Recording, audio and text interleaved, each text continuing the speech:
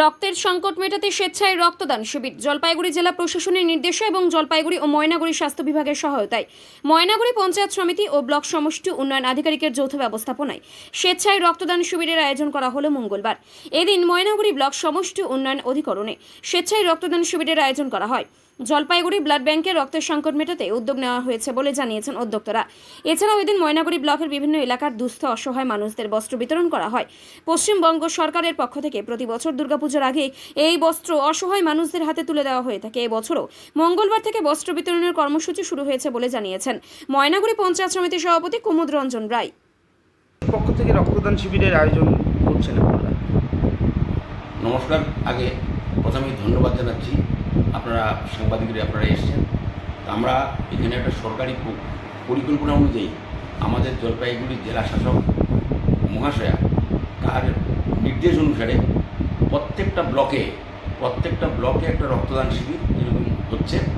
তো তারই একটা অঙ্গ হিসাবে আমাদের ময়নাগুড়ি সমষ্টি উন্নয়ন আধিকারিক সঙ্গে আমাদের পঞ্চায়েত সমিতি সহযোগিতায় আমাদের আজকে একটা রক্তদান শিবির হচ্ছে এখানে। আপনারা জানেন যে এই সময়ে আমাদের বিভিন্ন যে ব্লাড ব্যাঙ্কগুলো আছে সেই ব্লাড ব্যাঙ্কে আমাদের পর্যাপ্ত পরিমাণে ব্লাড জমা থাকতেছে না আমাদের রোগী পরিষেবার জন্য।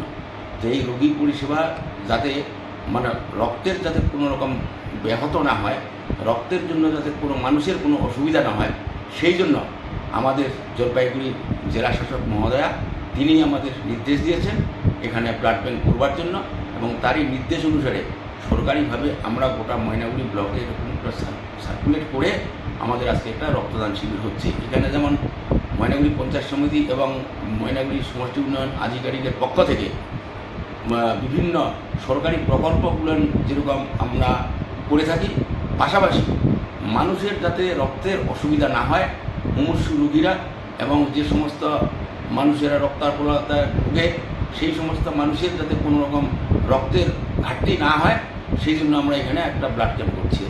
এছাড়া আর কি করছেন? এই বস্ত্র বিতরণের একটা বিষয়। হ্যাঁ, আমাদের প্রতি বছরই পূজার সময়